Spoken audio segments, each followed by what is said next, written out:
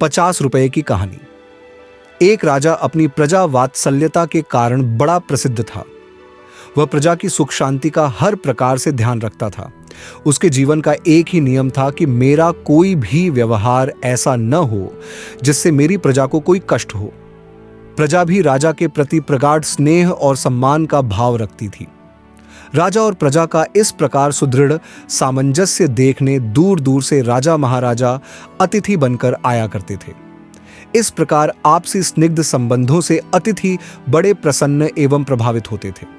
समय का चक्र चलता रहा। धीरे धीरे राजा भी वृद्ध हो गया था, किंतु प्रजा और राजा के स्नेहिल संबंध सूत्र में कोई अंतर नहीं आया। राजा के समक्ष एक ही चिंता थी।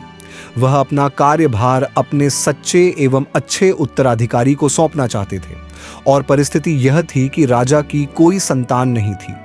एक दिन उन्होंने मंत्री से विचार विमर्श करते हुए कहा, मंत्रीवर, अब मैं काफी थक चुका हूं।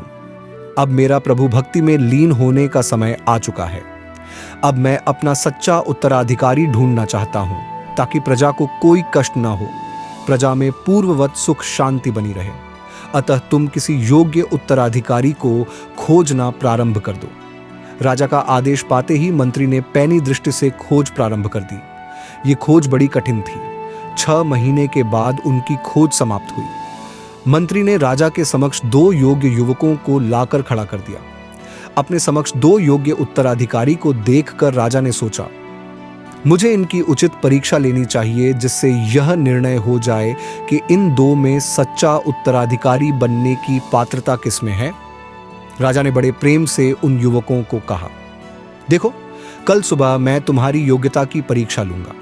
जो इस परीक्षा में सफल होगा उसे इस राज्य का उत्तराधिकारी घोषित किया जाएगा। फिर मंत्री से कहा, इन दोनों के ठहरने की व्यवस्था पर उचित ध्यान दिया जाए। दूसरे दिन सुबह होते ही राजा ने दोनों को बुलाकर कहा, मैं तुम दोनों की परीक्षा हेतु ₹50 दे रहा हूं। तुम्हें इन ₹50 से आज शाम तक ऐसी चीज लानी है जिससे सारा कमरा भर जाए।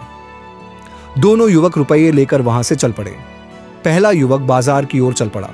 सुबह से शाम तक घूमता रहा और बड़ी सूक्ष्मता से सब दुकानें छान मारी, परंतु उसे ऐसी कोई वस्तु दिखाई नहीं दी जो ₹50 में खरीदी भी जा सके और साथ ही जिससे कमरा भी भर सके। ऐसे घूमते घूमते वह शहर के बाहर चला गया। वहां उसने देखा कि कचरे का ढेर पड़ा है। एकदम से उसे ख्याल आया कि क्यों न मैं अपना कमरा कचरे से ही भर लूं। राजा को तो कमरा भरने से मतलब है। यूं भी कचरा तो मुफ्त में मिल जाएगा और मैं कचरा ढोने वाले मजदूरों को उनकी मेहनत का ₹50 दे दूंगा। इस प्रकार मैं राजा द्वारा दी गई शर्त का पालन भी कर सकता हूं। यह सोचकर उसने मजदूरों को बुलाया और सारे कमरे में कचरा भरवा दिया। दूसरा युवक ₹50 लेकर एक बगीचे में गया। वहां जाकर बड़े शांत चित्त से सोचने लगा कि वह कौन सी ऐसी चीज है जो ₹50 में खरीदी भी जा सके और जिससे कमरा भी भर जाए। जब सोच विचार की गहराई में पहुंच गया तो उसे उत्तर मिल गया। उसने तुरंत ही बगीचे में से ढेर सारे सुगंधित फूल एकत्रित कर लिए और वह बाजार पहुंचा। बाजार में उसने ₹50 की सारी मोमबत्तियां खरीद ली। शाम होते ही वह अपने कमरे में पहुंच गया।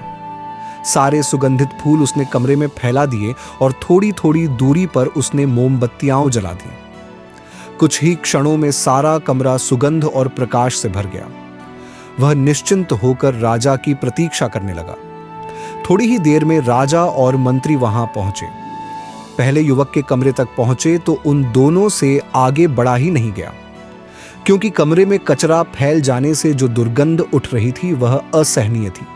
फिर वे दोनों दूसरे युवक के कमरे की ओर चल पड़े। जैसे ही कमरे के बाहर पहुंचे तो भीनी खुशबू उनके नासापुटों में भर गई। बड़ी प्रसन्नता से भीतर पहुंचकर देखा तो सारा कमरा सुगंधित फूलों की महक से एवं मोमबत्तियों के प्रकाश से जगमगा रहा था। यह देखकर राजा और मंत्री अत्यधिक प्रसन्न और प्रभावित हुए। उस युवक को शाबाशी देते हुए राजा ने कहा, बेटे, तुम मेरे सच्चे उत्तराधिकारी हो। तुम्हारी पात्रता श्रेष्ठ है। तुमने अपनी बुद्धि से सृजनात्मक कार्य करके अपनी पात्रता का उत्तम परिचय दिया है।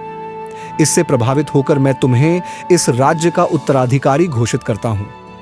क्योंकि तुम मेरी प्रजा को अपने गुणों की सुवास से और अपनी बुद्धि के प्रकाश से सदा आनंदित रख सकोगे, ऐसा मुझे पूर्ण विश्वास है। संसार के प्रत्येक व्यक्ति के पास समय, शक्ति और बुद्धि है, परंतु अधिकांश व्यक्ति समय, शक्ति और बुद्धि का प्रयोग सही दिशा में नहीं कर पाते हैं। वे सिर्फ बाहर का कचरा ढोकर अपने जीवन को दुर्गंधमय बना लेते हैं। लेकिन चंद लोग अपनी शक्ति, बुद्धि और समय का प्रयोग गुण रूपी सुगंधित पुष्प और ज्ञान रूपी प्रकाश को लाने में करते हैं। ऐसे व्यक्ति का जीवन सदा सुगंध से तरोताजा और प्रकाश से आलोकित रहेगा।